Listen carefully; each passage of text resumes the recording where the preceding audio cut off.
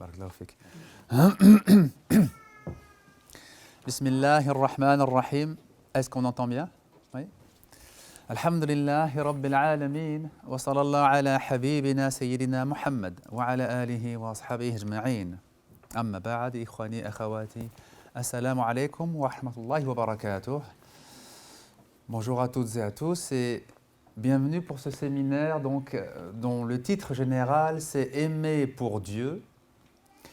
Mais c'était juste pour pouvoir lui donner un titre général. En fait, on va traiter de l'amour dans toutes ses dimensions, ou disons dans la plupart de ses dimensions en islam.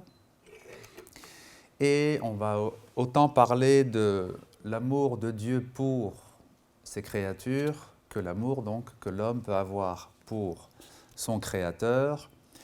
Et on parlera aussi bien sûr, de ce que désigne ce titre, à savoir aimer les autres pour Dieu, ou apprendre à aimer les autres pour Dieu.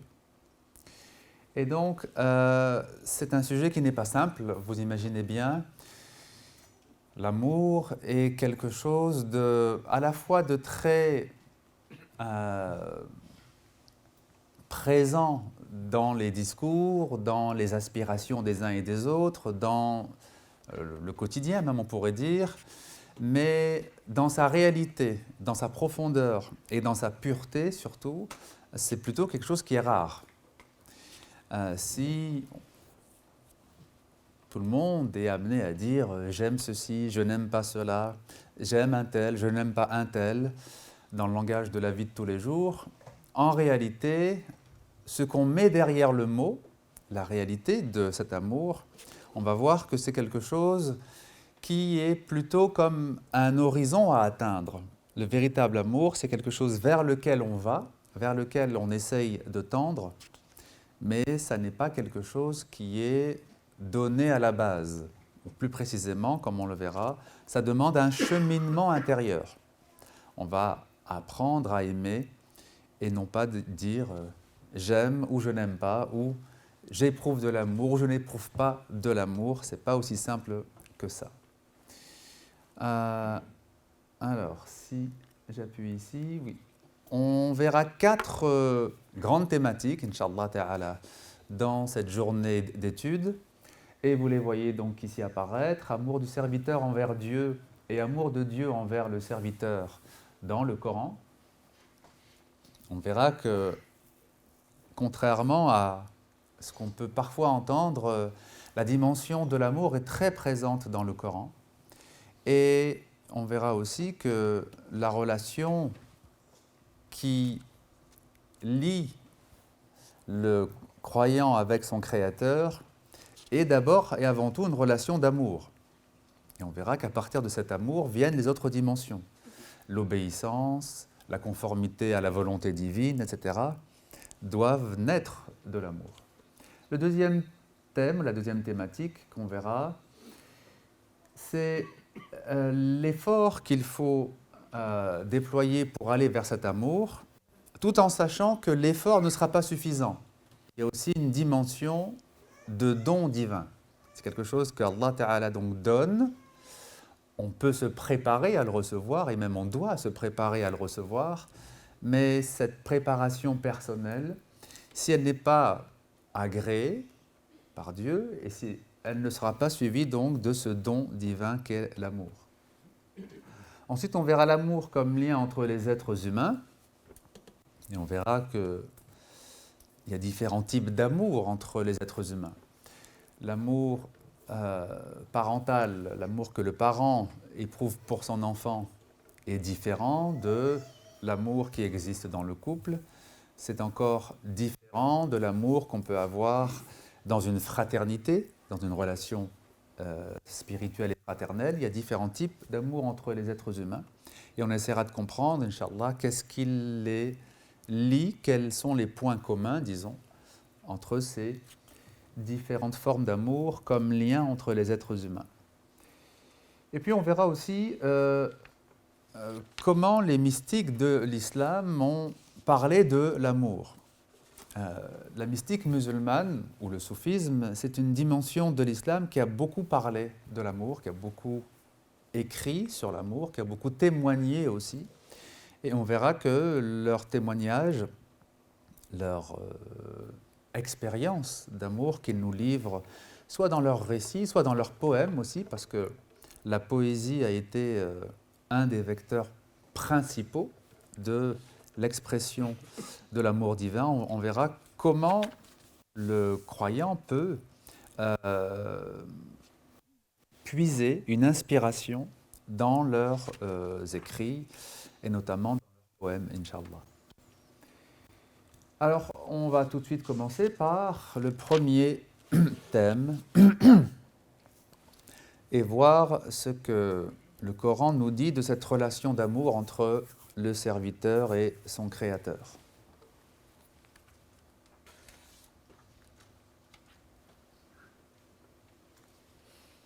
Alors, vous avez un premier verset que je mets en arabe ici, mais que je mettrai tout de suite après en français, qui est tiré de la sourate Al-Ma'ida, la sourate 5, c'est le verset 54, où Dieu s'adresse aux croyants, à ceux qui ont la foi, et Ya ayyuhalladhina amanu man yartadda minkum an dinihi fasawfa ya'ti Allahu biqawmin yuhibbuhum wa yuhibbunahu. Alors, pour l'instant, je m'arrête à ce début, qui est la première ligne que vous voyez. Ô vous qui avez cru, ô vous qui avez la foi, si certains d'entre vous renient leur foi, Dieu fera surgir d'autres hommes qu'il aimera et qui l'aimeront.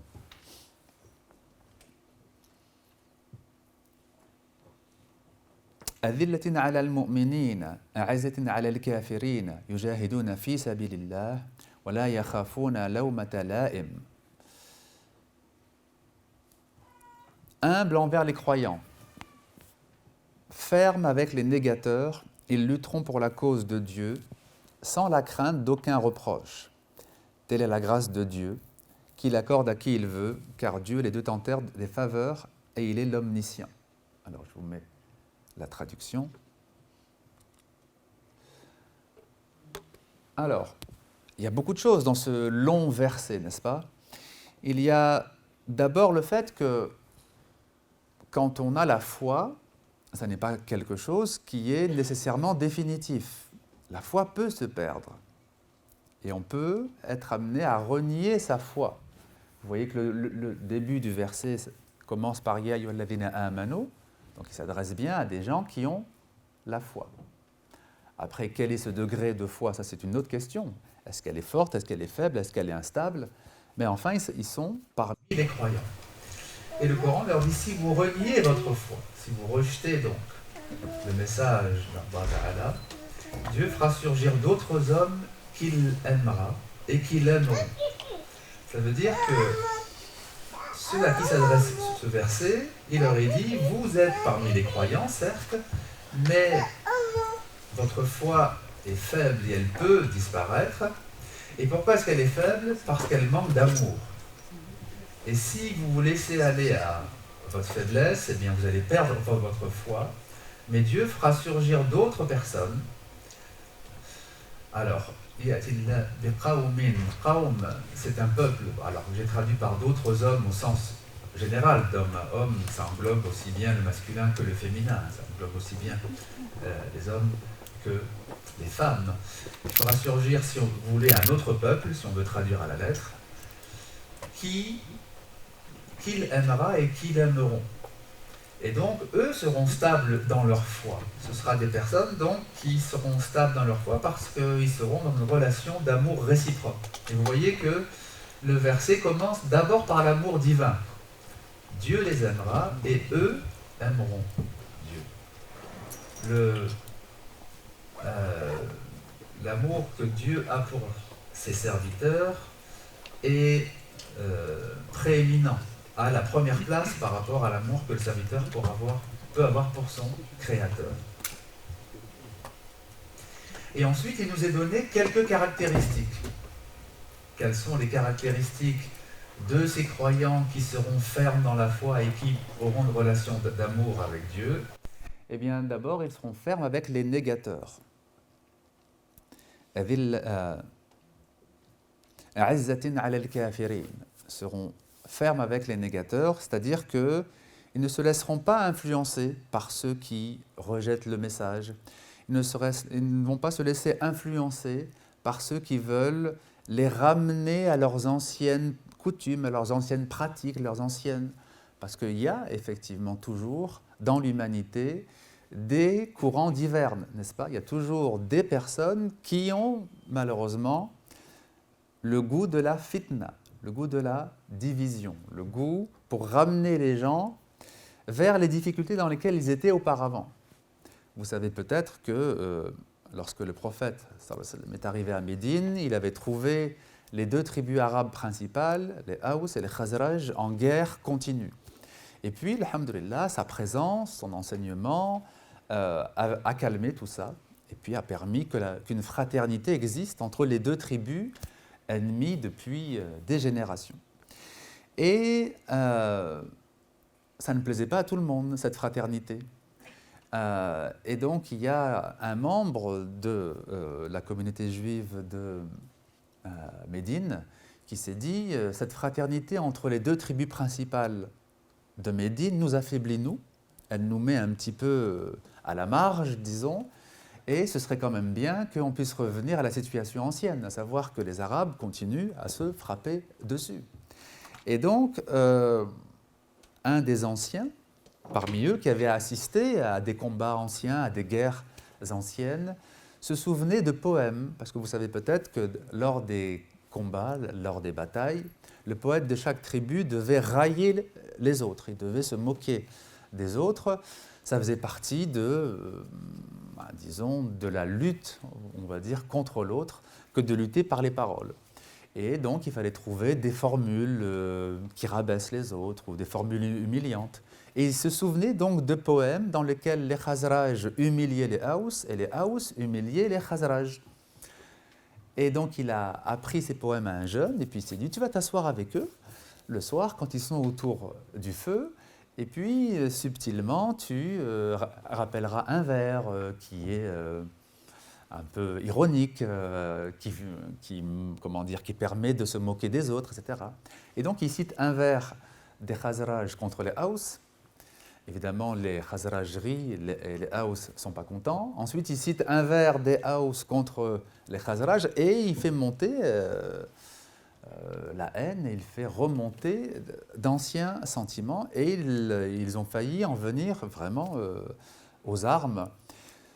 Si ce n'est que le prophète sallallahu alayhi wa sallam a entendu parler de cet incident et il est venu avant que les armes parlent pour calmer tout le monde et pour rappeler que Allah vous a favorisé par ma présence, il a permis que je vienne parmi vous pour instaurer la paix et instaurer la fraternité.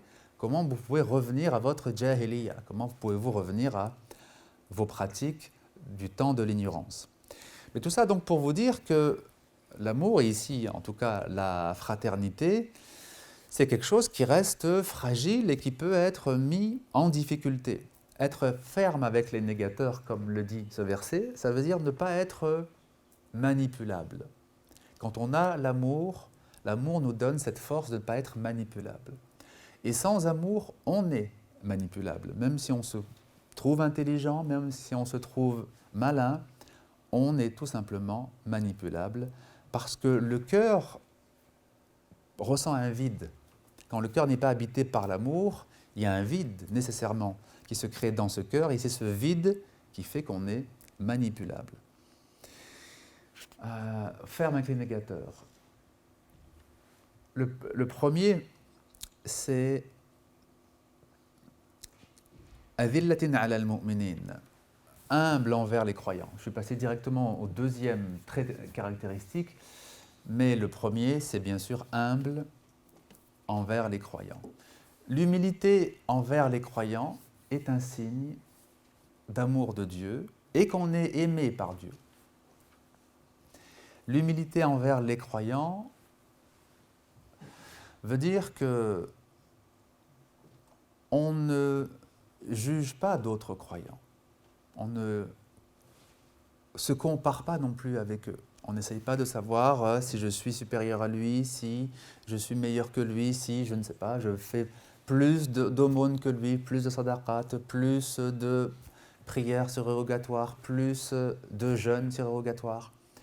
On n'est pas dans une relation de comparaison pour déterminer un supérieur et un inférieur. Au contraire, on part du principe qu'on a toujours à apprendre des autres croyants. L'humilité envers les autres croyants, c'est de les considérer comme ayant quelque chose à nous apprendre.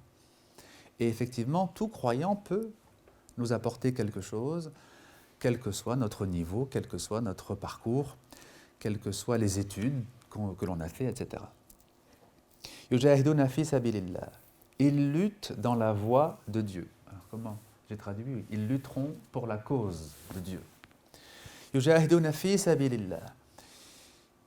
Quand on a reçu l'amour d'Allah et qu'on possède cet amour dans notre cœur envers lui, il y a une conséquence naturelle, c'est d'œuvrer pour cette cause. Quand on aime vraiment, on veut partager cet amour, n'est-ce pas? Quand on ressent dans son cœur un amour, on veut que cet amour aussi soit connu et partagé par les autres.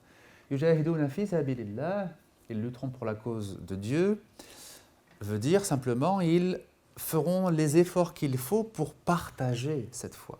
Ça ne veut pas dire qu'ils vont l'imposer aux autres. Ça ne veut pas dire qu'ils vont mettre un couteau sous la gorge des autres pour qu'ils se convertissent. C'est pas ça. Yujahiduna fi sabilillah. C'est un témoignage, c'est un partage. C'est le fait que quand on a trouvé ce bonheur de l'amour de Dieu, eh bien sûr, on veut le partager. Et ça demande des efforts. Parfois, ça demande de prendre sur son propre temps. Parfois, ça demande de faire des efforts financiers. Si vous voulez que telle belle action se fasse, il va falloir participer, par exemple, financièrement. Vous allez soutenir un projet associatif. Vous allez soutenir la construction d'une école où les enfants pourront apprendre la langue arabe, le Coran, etc. Yujahiduna fi sabilillah, lutter pour la cause de Dieu, ça veut dire lutter contre soi-même pour la cause de Dieu.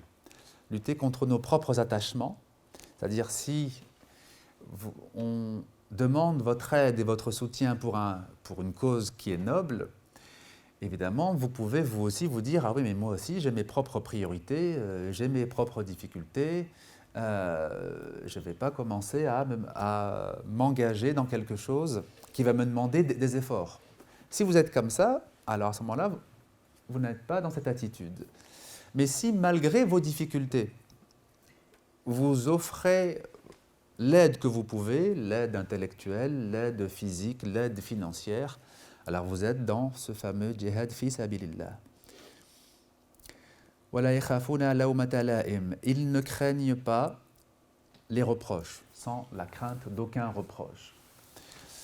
Al-lawma, le reproche, c'est une bonne façon de manipuler psychologiquement, n'est-ce pas? Les manipulateurs utilisent subtilement et finement le reproche pour manipuler leur entourage. Alors parfois, ils vont alterner entre quelques compliments et puis après les reproches. Le reproche, c'est vrai que c'est une technique efficace, disons, de manipulation psychologique pour faire rentrer l'autre dans une culpabilité et ensuite, quand l'autre est dans la culpabilité, eh bien, il se sent faible. Alors, à l'époque du prophète, sallallahu alayhi wa sallam, à l'époque de la révélation de ce verset, les reproches pouvaient être, par exemple, d'avoir abandonné sa famille. On culpabilisait le croyant, le musulman, en lui disant « Tu as abandonné ta famille, tu as abandonné les pratiques de ta famille, tu as donné la préférence à des gens étrangers à ta tribu. » Alors qu'à l'époque, ça ne se faisait pas. La fidélité était surtout à l'intérieur de la famille, du clan et de la tribu. Et ensuite, celui qui n'est pas de la tribu, il n'y avait pas de devoir vis-à-vis de lui. Donc une façon de culpabiliser les croyants, c'était de leur dire « Tu as rejoint ce prophète et ses croyants en abandonnant tes parents, tes proches, ta famille, ton clan, etc. »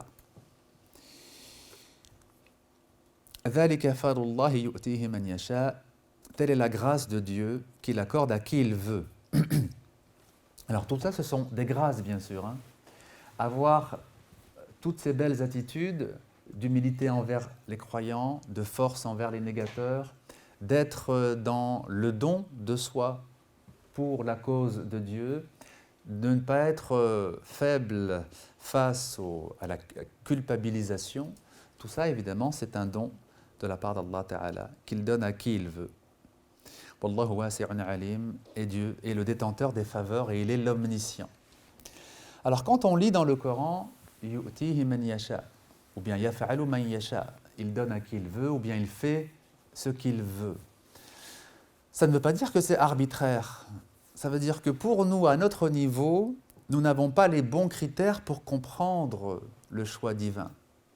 Il y a toujours des raisons au choix divin. Allah Ta'ala est sage, il est al-Hakim. Et donc dans sa sagesse, il sait à qui il faut donner et à qui il ne faut pas donner. Il y a donc toujours des raisons et une justification. Mais ces raisons ne sont pas forcément accessibles pour nous. Donc du point de vue humain, ça apparaît comme quelque chose qui est simplement lié à la volonté divine. Il a choisi de donner à un tel, il n'a pas choisi de donner à un tel. Mais du point de vue divin, ça appartient à sa science et à sa sagesse. Et c'est pour ça donc que vous avez à la fin Wallahu wasi'un alim. Dieu est immense, il est le détenteur des faveurs et il est l'omniscient. Alors voilà pour ce premier verset. Vous voyez que déjà avec ce premier verset, on apprend beaucoup de choses sur la relation réciproque d'amour entre le serviteur et Allah Ta'ala. Et on apprend aussi que cet amour a des signes, il a des caractéristiques par rapport auxquelles on peut le reconnaître. Alors, deuxième verset. وَمِنَ النَّاسِ مَنْ يَتَّخِذُ مِنْ دُونِ اللَّهِ أَنْدَادًا يُحِبُّونَهُمْ كَحُبِّ اللَّهِ. Il est des hommes qui prennent en dehors de Dieu des associés, qu'ils se mettent à aimer à l'égal de Dieu lui-même. Mais les croyants vouent à Dieu un amour plus grand encore. Alors, vous avez dans ce verset, dans ce début de verset, en arabe vous n'avez que le début du verset, vous avez d'abord cette idée que quand le cœur n'est pas habité par l'amour de Dieu, l'homme va devoir trouver des substituts. Le cœur de l'homme ne peut pas rester vide. S'il n'est pas rempli par l'amour divin, il va chercher des substituts, bien sûr, dans la création. Et ces substituts, il va les aimer comme on devrait aimer Dieu. Quelque part, il va les diviniser. Il va en faire des idoles, n'est-ce pas? Et alors la fin du verset en arabe dit « وَالَّذِينَ آمَنُوا أَشَدُّ حُبًّا لِلَّهِ » Mais les croyants vouent à Dieu un amour plus grand encore. Donc, quand quelqu'un va chercher des substituts autour de lui, ça peut être des membres de sa famille, ça peut être des personnages importants qu'il connaît, ça peut être aussi des passions. On peut prendre pour divinité une de ses passions, n'est-ce pas? Il y a un verset du Coran qui l'affirme. As-tu vu celui qui a pris sa passion pour divinité? Donc, quand on prend quelque chose pour divinité, un être humain, ou bien une idéologie, ou bien une passion, eh bien, on va investir dans ces choses-là l'amour qui normalement doit être investi dans la relation avec Allah Ta'ala. Et effectivement, ça devient quelque chose de très prenant qui va s'emparer du cœur. Une fois qu'on a donné son cœur à quelque chose qui remplace l'amour divin, eh bien c'est très difficile après de s'en sortir, c'est très difficile de se libérer de cette prison qu'on a créée soi-même. Vous avez des personnes qui vont adhérer à une idéologie et vont ensuite après commettre des choses absolument abominables et ignobles au nom de cette idéologie.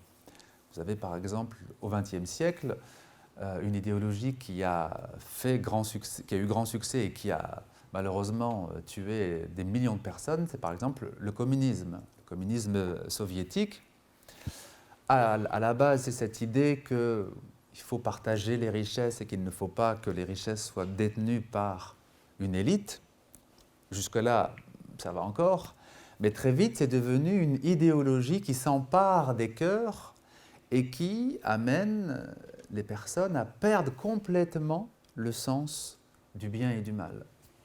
Et donc, vous savez qu'il y a des millions de personnes qui sont mortes dans ce qu'on appelle le goulag, c'est-à-dire des prisons du régime soviétique, où on entassait dedans tous ceux qui n'étaient pas suffisamment bien en accord avec l'idéologie dominante. Donc, une idéologie, ça peut être très puissant. Une idéologie, ça peut vraiment s'emparer du cœur à la manière d'une divinité. Et le verset, donc, termine par « Mais les croyants, vouent à Dieu un amour plus grand encore ». Alors, c'est vrai que, comme je viens de le dire, ça peut s'emparer du cœur, mais l'amour divin est d'une autre nature, et il est beaucoup plus profond. Il ne s'agit pas donc d'être dominé ou, disons, emprisonné, par exemple, comme dans une idéologie. Il s'agit au contraire d'approfondir toujours un peu plus l'amour de Dieu. Et cet amour, donc, alhamdoulilah, il n'a pas de limite. C'est-à-dire, on peut toujours approfondir davantage cet amour.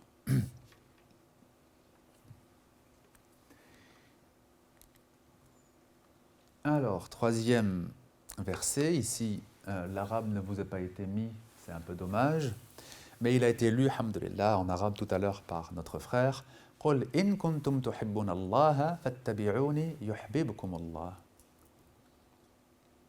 Wa yaghfir lakum dhunubakum, wallahu ghafurun rahim. » Dis-leur, c'est-à-dire toi, prophète, dis aux croyants, si vous aimez Dieu réellement, suivez-moi, et Dieu vous aimera, et vous pardonnera vos péchés.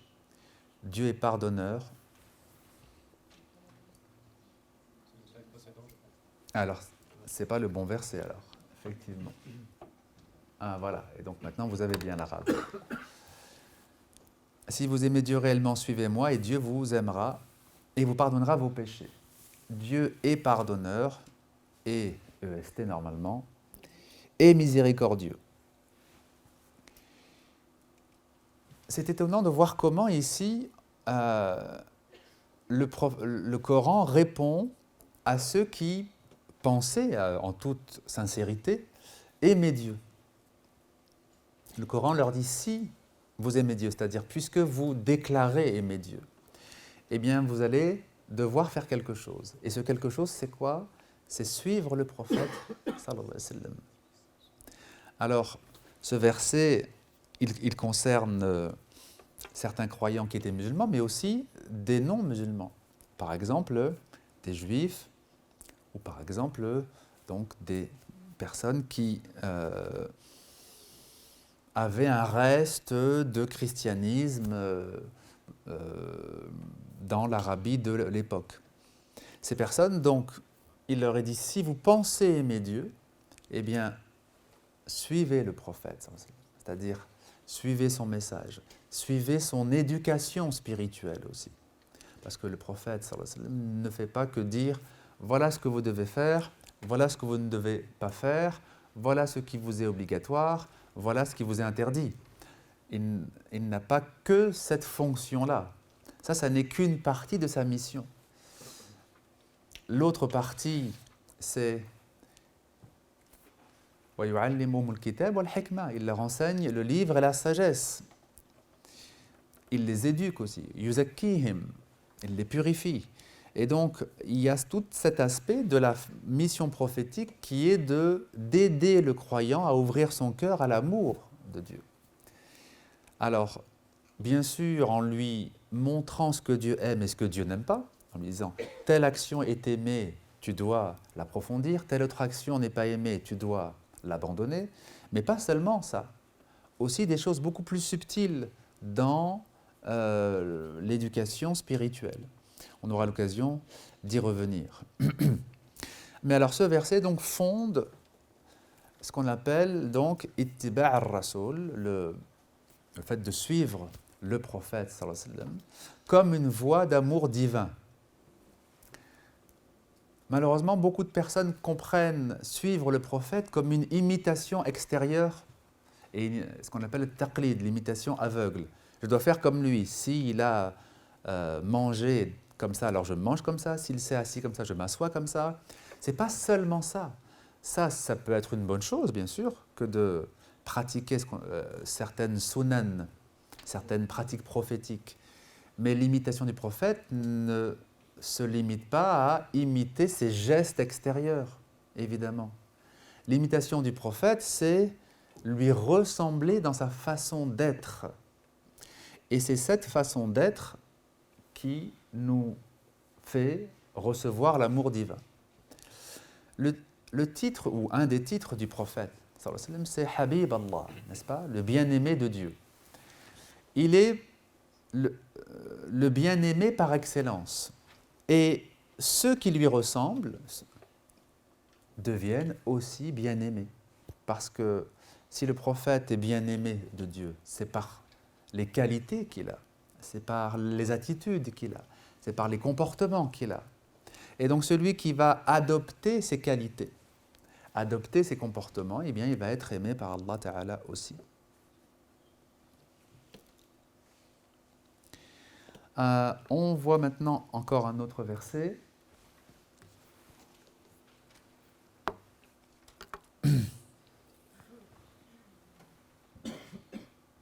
Alors, c'est pas le bon celui-là non plus.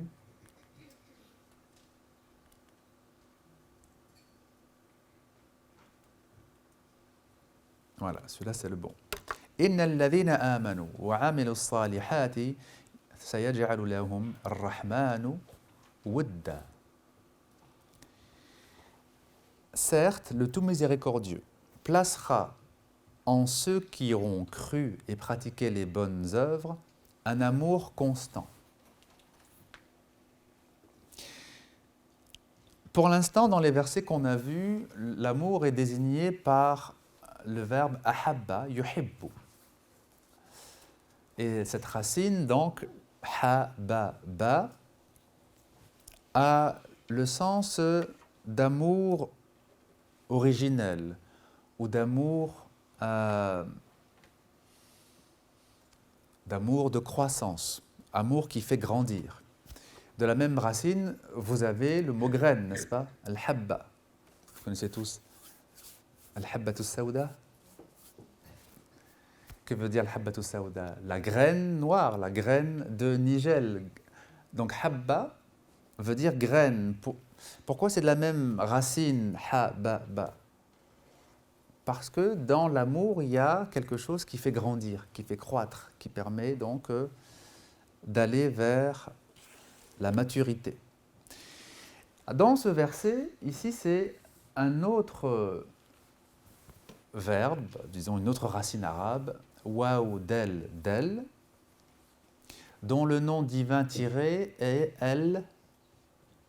al-wadoud. Al-wadoud. Et que j'ai traduit ici par amour constant, al-wud.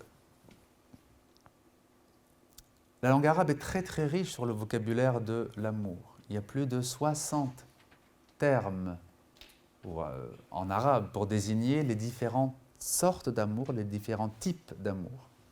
Donc c'est évidemment très très riche. Ici donc c'est un autre mot venant d'une autre racine et il a le sens d'amour bien sûr, mais il y a aussi le sens de constance, quelque chose qui est profondément ancré. Alors, ce verset nous dit que la foi et les bonnes œuvres permettent d'avoir cet amour constant. Notre cœur, il est très changeant, n'est-ce pas? C'est une des caractéristiques du cœur humain, c'est le fait d'être changeant. Il est tellement changeant que le mot arabe « qalb » vient d'une racine qui veut dire se retourner. Qaf, lam, ba, Vous avez le verbe qallaba, retourner. Taqallaba, se retourner. Le cœur donc se retourne tout le temps.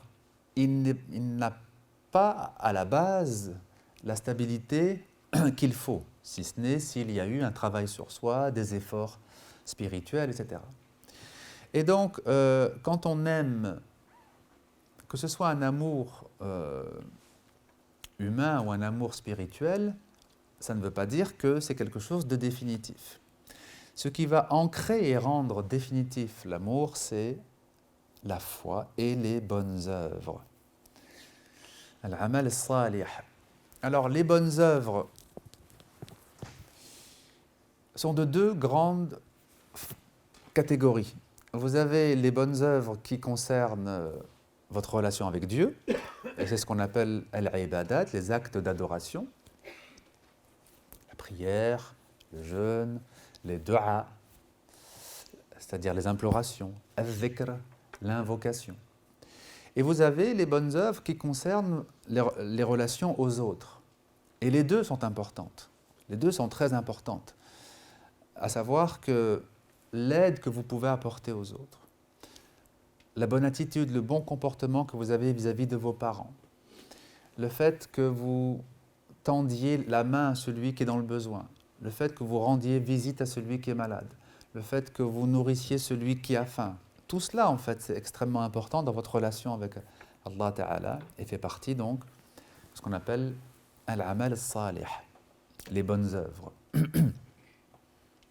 Et on a besoin des deux dans notre vie spirituelle. On a besoin donc des actes d'adoration dans notre intimité avec Allah, et on a besoin aussi de ce partage avec la création et avec tous les êtres.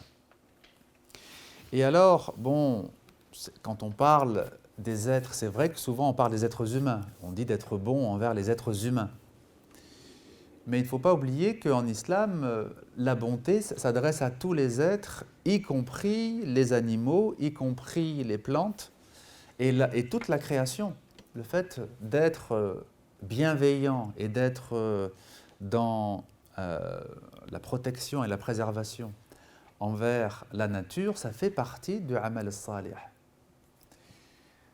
On a demandé au prophète, est-ce qu'il y avait des récompenses pour ce qu'on pouvait faire de bien aux animaux? Il a dit oui, il y a une récompense pour tout ce que vous ferez aux êtres créés par Allah Ta'ala, par Dieu. Et donc, ces bonnes œuvres vont nous donner al-wud, à savoir cet amour constant ou cette constance dans l'amour, cette stabilité dans l'amour.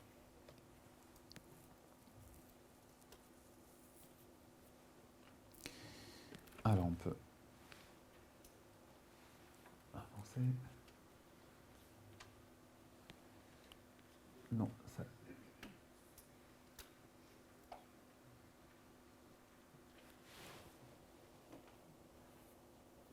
Alors si vous voulez approfondir un peu cette question des noms divins qui concernent l'amour, vous pouvez lire le passage d'un livre qui s'appelle « Ma miséricorde embrasse toutes choses ».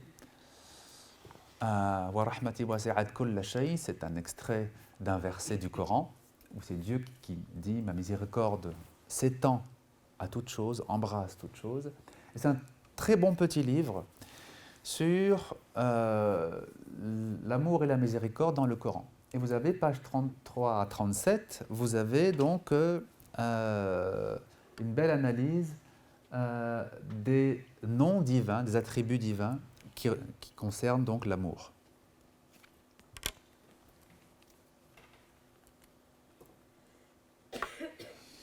Inna Allah yuhibbu at-tawwabin wa yuhibbu al-mutatahhirin. On va voir dans tous les versets qui vont suivre maintenant un certain nombre d'attitudes que Dieu aime. On ne peut s'approcher de l'amour de Dieu que parce qu'il aime lui. Et on va voir donc maintenant que Allah Ta'ala aime un certain nombre de types de personnes qu'il va identifier à des catégories spirituelles.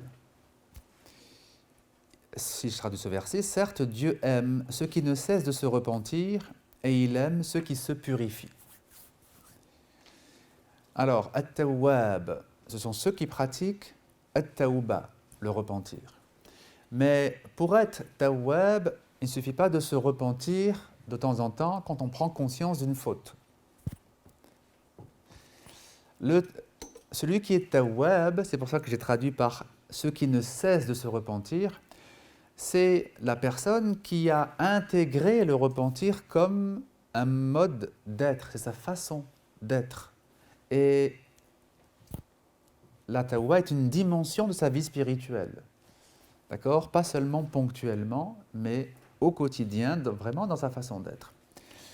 Et donc le tawwab, c'est celui qui a vraiment pris conscience qu'il est faible, qu'il est imparfait, qu'il commet des fautes, des erreurs,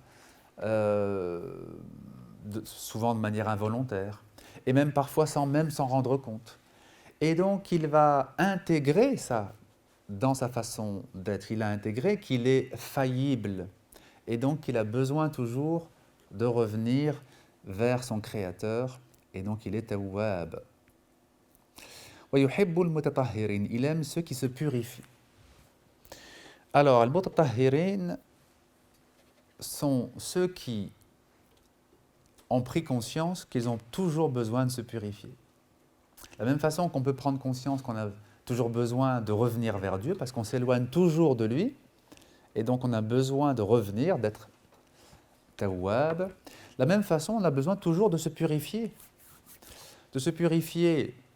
physiquement par les ablutions, parce qu'on les perd évidemment assez rapidement, et surtout qu'on a besoin de se purifier intérieurement parce que nos intentions, parce que nos pensées, parce que nos idées ne sont pas toujours pures.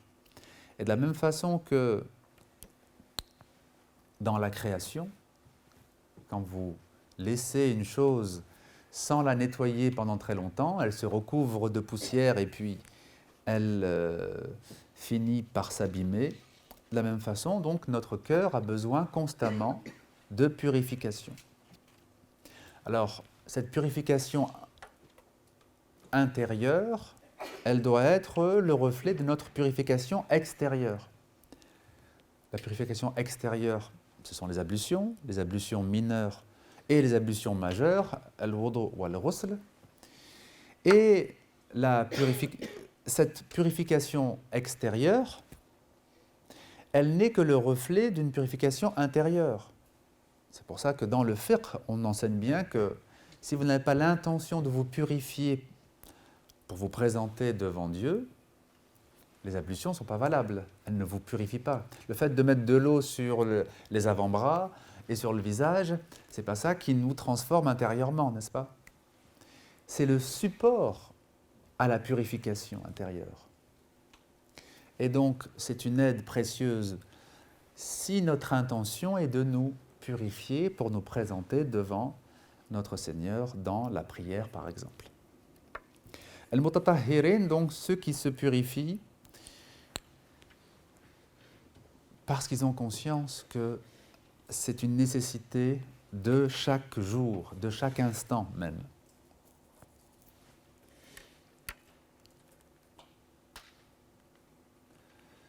Autre catégorie de personnes que Dieu aime, Wallahu yuhibbul muhsinin.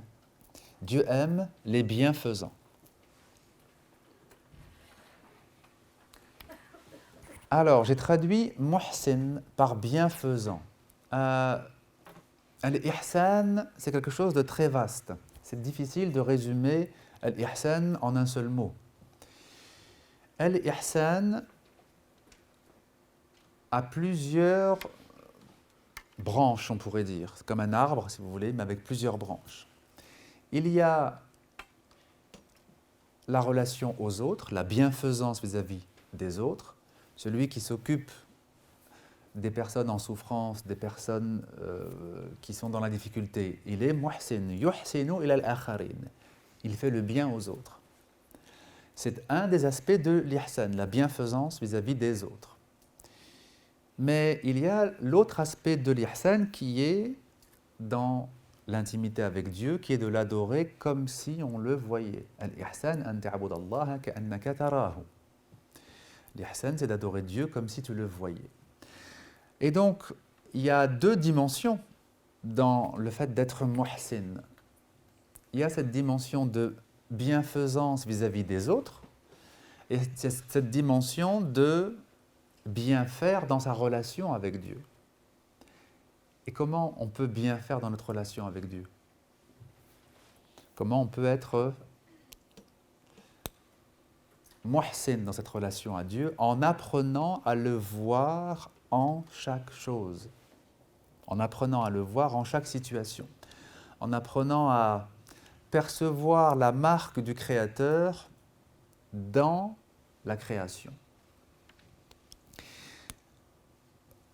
Vivre sous le regard de Dieu, ça veut dire qu'on rapporte chaque chose que l'on vit à lui. Vous recevez un service, quelqu'un vous rend service, eh bien vous allez le vivre comme un don divin. C'est Dieu qui vous a accordé cette aide, ce soutien. Il a choisi une personne, bien sûr, pour servir d'instrument à ce bien qu'il vous donne, mais c'est lui qui vous le donne. Et si vous le voyez donc comme cela, ça fait partie de l'ihsan pour vous. Parce que ce service qu'on vous a rendu vous ramène à lui, vous ramène à Allah Ta'ala. Wallahu yuhibbu as-sabirin. Et Dieu aime ceux qui font preuve de patience. As-sabr, comme al-ihsan, c'est encore un terme difficile à rendre en français. Parce que le mot patience est quand même insuffisant. Dans le mot patience, il y a la passivité, n'est-ce pas? Le patient, pour un médecin, c'est quoi? Celui qui se laisse faire quand on le soigne.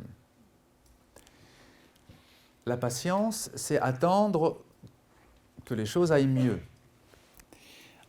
As-sabr, c'est une attitude qui est plus active que ça. Il y a une activité dans le terme sabr qui est de maintenir son cap dans la difficulté. As-sabr, c'est traduit parfois par constance. La constance ou la patience. As-sabr, ça veut dire que malgré l'épreuve ou malgré la difficulté, tu es capable de maintenir ton effort dans la durée. Et Allah Ta'ala aime ceux qui font preuve donc de sabr, de patience ou de constance, parce qu'il n'y a rien de précieux dans la vie spirituelle qui puisse s'obtenir à court terme. On ne peut pas obtenir de choses précieuses dans la vie spirituelle à court terme. Ça peut arriver dans la vie professionnelle. Il se peut que vous lanciez un projet et que ça marche très très bien et qu'au bout de 6 mois, vous récoltiez déjà beaucoup de fruits. Dans l'ici-bas, ça peut exister une réussite à court terme. Dans la vie spirituelle, ça n'existe pas. Ça n'existe tout simplement pas. Tout se fait sur le long terme et c'est pour ça qu'as-sabr est cette qualité si précieuse et si importante pour l'être humain.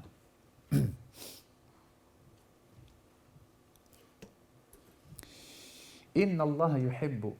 Alors, ici, ça a été placé dans un sens, dans un ordre différent. C'est pas très grave. On passe donc au verset qui est avant celui du sabr. Inna Allah yuhibbul mutawakkilin.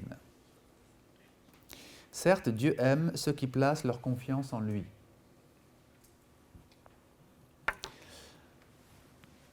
At-tawakkul, c'est cette attitude de confiance, pas quand tout va bien, mais quand on ne voit pas de solution. Quand on a confiance en Dieu quand tout va bien, alors c'est une conséquence naturelle du fait que la situation est facile. At-tawakkul, c'est le fait que je ne vois pas, moi, de solution, je ne vois pas encore de sortie du tunnel, mais je sais qu'Allah Ta'ala fera ce qui est le mieux pour moi. J'ai confiance dans le fait qu'il donnera ce qui est le mieux pour moi.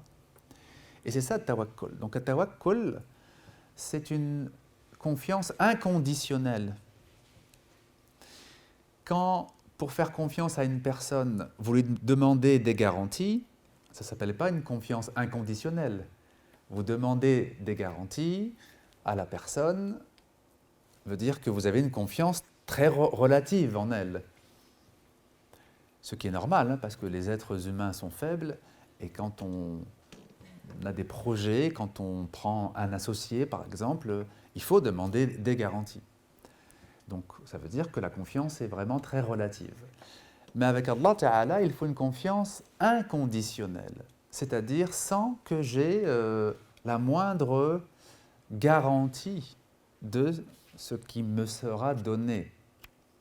En fait, la garantie, c'est mon attitude à moi. C'est le fait que j'ai placé ma confiance sans voir où pouvait être la solution.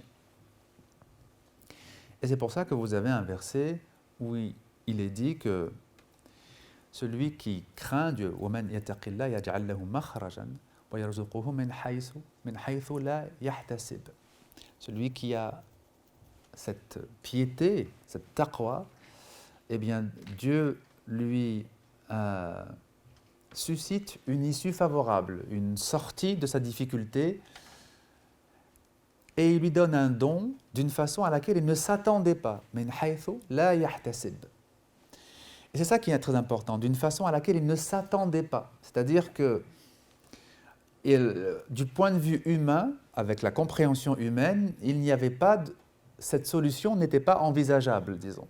Mais Allah, dans sa sagesse, lui, est capable d'envisager d'autres solutions que nous. Alors donc on voit que les attitudes qui sont aimées par Dieu, al-ihsan, al-tawakkul, al-sabr, al-tawba, al-tahara, toutes ces attitudes qu'on vient donc de voir ensemble sont des attitudes qui nous permettent de recevoir l'amour divin. Allah Ta'ala veut accorder son amour, mais cet amour ne peut être accordé ou reçu, disons, que s'il y a réellement la possibilité dans le cœur de cette personne. Et l'ihsan, le sabr, le tawakkul, eh bien, prépare notre cœur à recevoir l'amour d'Allah Ta'ala. Donc, vous voyez que dans le Coran, il y a beaucoup d'enseignements sur l'amour, et beaucoup d'enseignements notamment sur les conditions qui vont permettre l'amour entre Allah et son serviteur. Alors, on peut maintenant passer aux questions avec vous pour oui, le quart d'heure, 20 minutes que nous avons ensemble, Inch'Allah Ta'ala.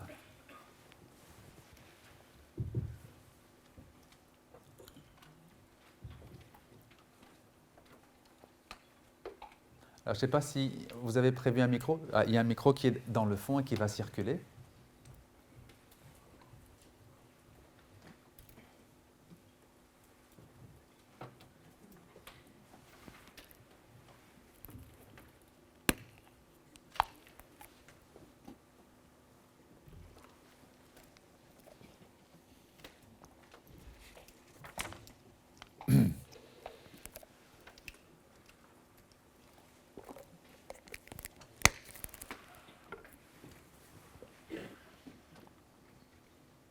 Tout est clair? Oui. Tu veux revenir au slide précédent ou pas? Oui. Alors, est-ce que c'est comme ça? Celui-là? Non. Sourate 5, verset 54. Ah, au tout début. Oui. J'avais une question par rapport à sans la crainte d'aucun reproche. Oui. Je n'ai pas très bien compris ce passage du verset. Donc, j'ai expliqué que voilà, yakhafuna lawmata la'im, ils ne craignent aucun reproche, au sens où on ne peut pas les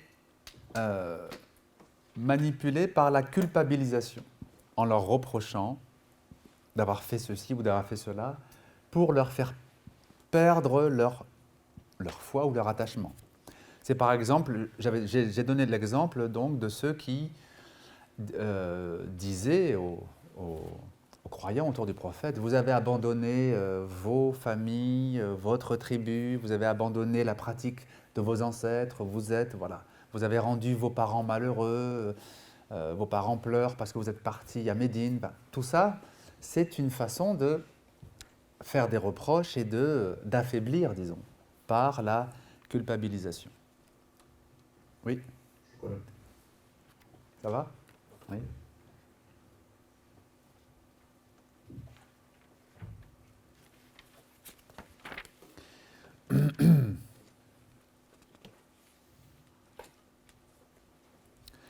Alors, s'il n'y a pas d'autres questions, je peux en profiter. Oui, alors allez-y. Ah, comme ça. Est-ce que vous pouvez développer quand vous dites pourquoi la foi diminue? Donc ça c'est à cause du manque d'amour. Donc c'est à cause du manque de qualité que vous avez développé ici. Et justement le fait qu'on n'est pas assez patient, pas assez dans le temps, pas assez dans le repentir, que Oui. la foi diminuerait. Alors, il peut y avoir beaucoup de raisons pour lesquelles une foi peut diminuer. La foi diminue et augmente en fonction de nos attitudes et de nos actions. Et les deux sont importantes. Les actions, c'est visible. Quand je fais plus mes bonnes actions ou quand je diminue mes bonnes actions, à moins d'être vraiment dans la mauvaise foi envers moi-même, je le remarque. Si j'avais l'habitude de faire telle ou telle bonne action et que j'arrête, normalement je le remarque. Donc ça, ce n'est pas le plus difficile à percevoir. Le plus difficile à percevoir, c'est les attitudes intérieures. Quand je suis dans une attitude de confiance en Dieu et quand je me laisse envahir par les suggestions psychiques, par les wasawis, c'est pas aussi visible. C'est pas la même chose que celui qui jeûnait tous les lundis et qui arrête de jeûner tous les lundis. Celui qui arrête de jeûner tous les lundis, il le remarque. Mais celui qui est en train de glisser progressivement et de perdre confiance et de rentrer dans une espèce d'anxiété intérieure par les wasawis, il ne le remarque pas forcément. Il n'a pas forcément du recul par rapport à ce qu'il vit à l'intérieur de lui-même, si vous voulez. Son entourage, parfois, peut le remarquer, qu'il est en train de devenir anxieux, il est en train de stresser pour ceci ou pour cela. Mais donc, les attitudes intérieures, c'est vraiment sur ça qu'il faut être vigilant, parce que c'est souvent des choses qui nous passent inaperçues, et on s'en rend compte quand on est complètement noyé. On s'en rend compte quand on est complètement noyé dans le désespoir, dans les wasawis, voilà. Et c'est avant qu'il faut réagir. C'est avant d'être noyé qu'il faut réagir. Il faut réagir dès qu'on a une pensée négative. Quand on a une pensée négative, on revient à l'esprit positif que nous a enseigné le prophète sallallahu alayhi wa sallam lorsqu'il disait wa yu'jibuni al-fa'l. J'aime la pensée positive, j'aime l'optimisme. Il aimait les gens comment? Optimistes. Pas ceux qui croient toujours qu'il leur arrivera des problèmes, pas ceux qui sont toujours dans le défaitisme, pas ceux qui toujours pensent que c'est difficile, on est dans un monde difficile, c'est difficile d'élever des enfants, c'est difficile de trouver du travail, c'est difficile de trouver des amis, trouver des sœurs, trouver des frères. Tout est difficile pour eux. Dans leur tête, tout est difficile. Ben ça, c'est le contraire de l'attitude qui est demandée par Allah Ta'ala et qui est enseignée par le prophète. Alors, c'est comme ça que la foi diminue, vous voyez, quand on se laisse aller à nos faiblesses dans nos actes et surtout dans nos attitudes intérieures. Bon, nous, on distingue les actes et les attitudes intérieures, mais en arabe, comme dit Al-Ghazali, tout est acte. Il y a amal al-jawarih, les actes accomplis par les membres, par les mains, par les pieds, etc., par la langue. Et il y a les actes du cœur, amal al-qalb. Tout est acte, même si c'est invisible, même si ça se passe seulement à l'intérieur de nous. Et donc, la foi, c'est quelque chose, oui, qui s'entretient, mais qui, fort heureusement, avec le cheminement spirituel, devient de plus en plus stable. On va vers une stabilité. Hein. Ce n'est pas quelque chose qu'on a au début, mais on va vers cette stabilité, et puis après, avec l'aide d'Allah Ta'ala, elle devient de plus en plus stable. Oui. Une autre question?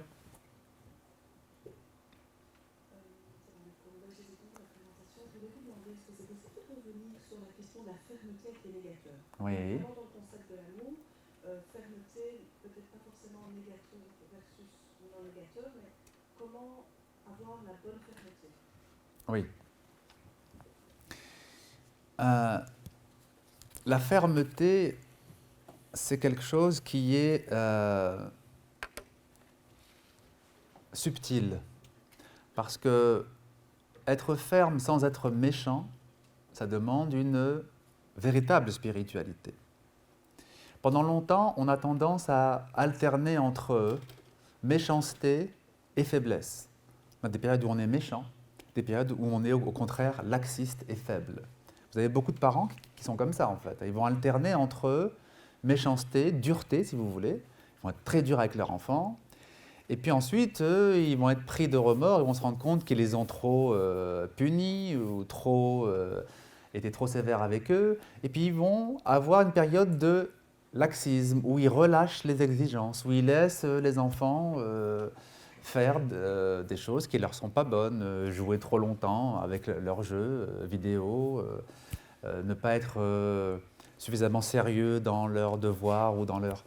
Voilà. Et ils vont alterner entre dureté, laxisme, dureté, faiblesse. La fermeté, c'est ni l'un ni l'autre. La fermeté, c'est avoir un cap bien clair, bien défini, et se tenir à ce cap. Et c'est vrai partout. C'est vrai pour des parents dans leur relation avec les enfants.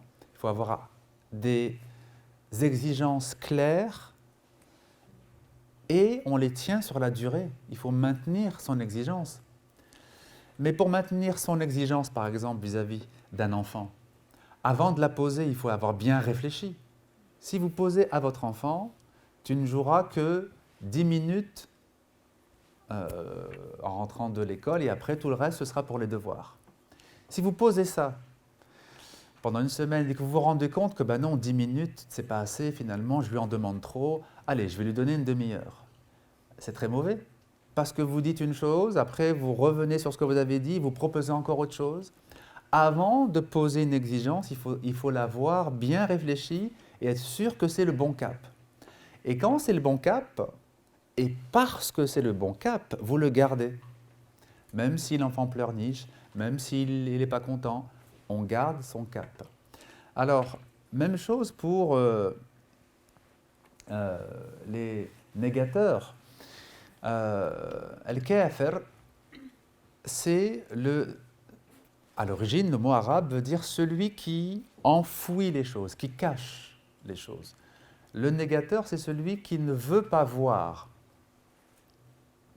Et d'ailleurs, le mot kuffar dans le Coran a aussi le sens de cultivateur. Pourquoi? Parce qu'un cultivateur, qu'est-ce qu'il fait? Il enfouit ses graines dans la terre pour qu'elles poussent. Il les cache, si vous voulez, dans la terre pour qu'elles poussent. Kaffara veut donc dire aussi purger. Bon, donc les négateurs, ce sont ceux qui en fait ne veulent pas voir la vérité parce qu'ils ont un intérêt à continuer à vivre dans le mensonge. Vous aviez par exemple parmi les riches Quraysh des personnes qui étaient contre le message du prophète sallallahu alayhi wa sallam, pas parce qu'ils le trouvaient fou ou qu'ils le trouvaient, insensé, mais parce qu'ils avaient compris que c'était contre leur intérêt. Et eux, ils avaient intérêt plutôt à faire continuer, à faire en sorte que continuent les pèlerinages de toutes les tribus de l'Arabie, parce que chacune avait une divinité particulière dans la Kaaba, etc. Donc ces personnes qui sont donc des négateurs et qui en général le font par intérêt, être ferme, ça veut dire de maintenir son cap envers elle, quelle que soit l'opposition qu'elle nous oppose. Et l'opposition, elle peut être de plusieurs sortes. Ça peut être de l'hostilité, mais ça peut être de la gentillesse aussi. Les Quraysh ont proposé une conciliation avec le prophète. Ils lui ont dit, on te laisse enseigner à la Mecque, mais tu ne dis plus rien contre les idoles. Tu ne dis plus rien contre les idoles que nous adorons dans la Kaaba. Bon. Donc là, en fait, c'est une sorte de compromission. Et être ferme, ce n'est pas seulement face à leur méchanceté, c'est être ferme aussi quand ils proposent un marché qui semble intéressant, mais qui est en fait contre la vérité. Donc, quand quelqu'un est contre ce que vous faites, il peut vous faire des misères, bien sûr, mais il peut aussi, au contraire, vous faire des cadeaux. Il peut vous acheter. Acheter une personne, c'est une façon de la faire taire. D'accord ? Pour faire taire une personne, vous pouvez la mettre en prison. Si vous êtes un dictateur, vous dirigez un pays et vous êtes dictateur, vous pouvez emprisonner ceux qui ne pensent pas comme vous. Ou bien vous pouvez les acheter pour leur proposer un poste intéressant, moyennant le fait qu'ils se taisent. Vous voyez ? Être ferme envers les négateurs, c'est dans les deux sens. Face à l'hostilité, mais face aussi à la fausse gentillesse pour nous acheter. Oui, une autre question ?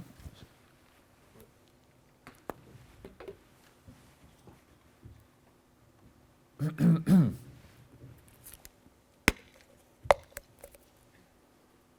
rapport au livre qui ont fait référence, c'est dans un slide. Oui, oui. À un certain moment, il y a un passage que je n'ai pas très bien compris. Il convient de prêter attention à d'autres attributs divins évoqués dans le Coran. Oui. Donc, au début de la phrase, on dit « Toutefois l'amour divin, il ne saura être réduit au nom de Al-Wali ». Oui. Ça, j'ai compris. Mais la suite du passage. Alors, dans le Coran, il y a un certain nombre de noms divins qui sont évoqués, et vous avez des noms divins dont le sens premier n'est pas forcément l'amour, ça ne fait pas, en tout cas, directement penser à l'amour, mais c'est quand même l'amour qui est désigné de manière indirecte. Par exemple, si vous prenez Al-Ghaffar, celui qui ne cesse de pardonner, c'est un des noms divins. Dans le fait que Dieu est dans le pardon, dans le fait qu'il accueille avec son pardon la faute de celui qui se repent, il y a la marque de son amour. C'est parce qu'il a de l'amour pour ses créatures qu'il est dans le pardon. D'accord ? Donc c'est ça que ça veut dire, qu'il y a bien d'autres noms divins qui sont liés à l'amour de manière indirecte. Alors bien sûr, il y a Ar-Rahman Ar-Rahim. Ar-Rahman Ar-Rahim, le tout miséricordieux, le très miséricordieux, c'est lié à l'amour par le fait que Ar-Rahim, en arabe, c'est le ventre de la mère. Silat Ar-Rahim, ce sont les liens du sang, en fait. Et donc cette racine Ra, Ha, Mim, les trois lettres arabes, indique quelque chose de maternel, on pourrait dire. Comme la mère, en fait, a un amour spontané pour son enfant, pour son bébé, eh bien, Allah Ta'ala a cet amour aussi, qu'on appelle miséricorde, pour ses créatures. Donc, vous verrez donc dans ce livre qu'il y a beaucoup de noms divins qui se rattachent indirectement à l'amour. Naam, oui. Et une dernière question avant la pause. Oui, au fond.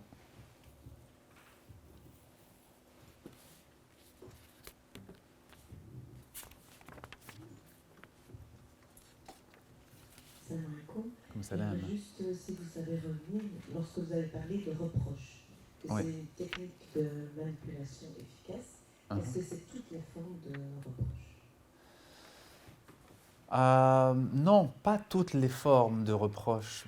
Il y a des formes de reproches qui peuvent être éducatives. Tout dépend d'abord de comment elles sont dites et avec quelle intention elles sont dites. De manière générale, il faut utiliser le reproche avec beaucoup de précautions, que ce soit dans votre entourage, avec vos enfants, dans la vie de couple. Il faut vraiment utiliser le reproche avec beaucoup de précautions parce que quand on reproche une chose à quelqu'un, ça veut dire qu'on estime qu'il ne l'a pas vu ou qu'il n'y a pas prêté attention, qu'il a mal agi sans se rendre compte qu'il agissait mal. Bon, s'il ne se rend pas compte, c'est qu'il y a un problème. Il y a un problème chez cette personne. Et ce problème est forcément très complexe et ce n'est pas vous qui allez le résoudre en lui disant tu t'es montré orgueilleux en faisant ceci et cela. Si la personne ne sent pas qu'elle est orgueilleuse, c'est qu'elle n'a pas envie de le sentir. C'est qu'elle se ment à elle-même, c'est qu'elle préfère se voir plus belle qu'elle n'est. Et donc ce n'est pas avec un reproche que tout à coup vous allez la rendre sincère. Vous comprenez ? C'est plus compliqué que ça en fait. Et donc pour faire prendre conscience à quelqu'un d'une mauvaise attitude ou d'une mauvaise action, le meilleur élément c'est le bon exemple.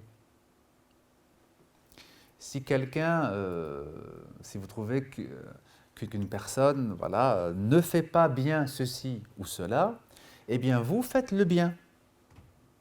Cette action, faites-la correctement, comme vous voudriez que l'autre la fasse. Et évidemment, ce n'est pas une baguette magique qui va transformer l'autre, hein, mais tout au moins, c'est plus efficace qu'un reproche. Alors malgré tout, de temps en temps, bien sûr, il faut faire des remarques. Et plus la personne est jeune, plus elle a besoin qu'on lui fasse des remarques. Un enfant a besoin qu'on lui fasse des remarques, hein, qu'on lui fasse remarquer que telle chose va bien, telle chose ne va pas bien. Bon, voilà. Après, plus la personne est âgée, et plus les reproches et les remarques deviennent inutiles.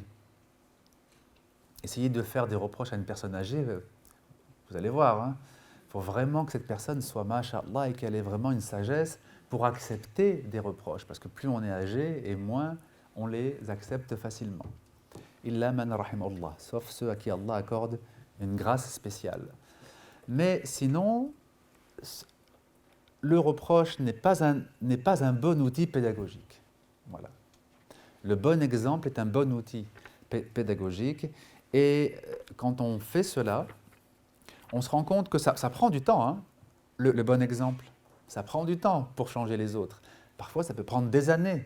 Il faut des années de bon exemple pour que certaines personnes puissent s'en imprégner et changer. Mais au moins, on voit que sur le long terme, on a pu faire avancer les choses avec l'aide d'Allah Ta'ala. Et on va faire notre pause.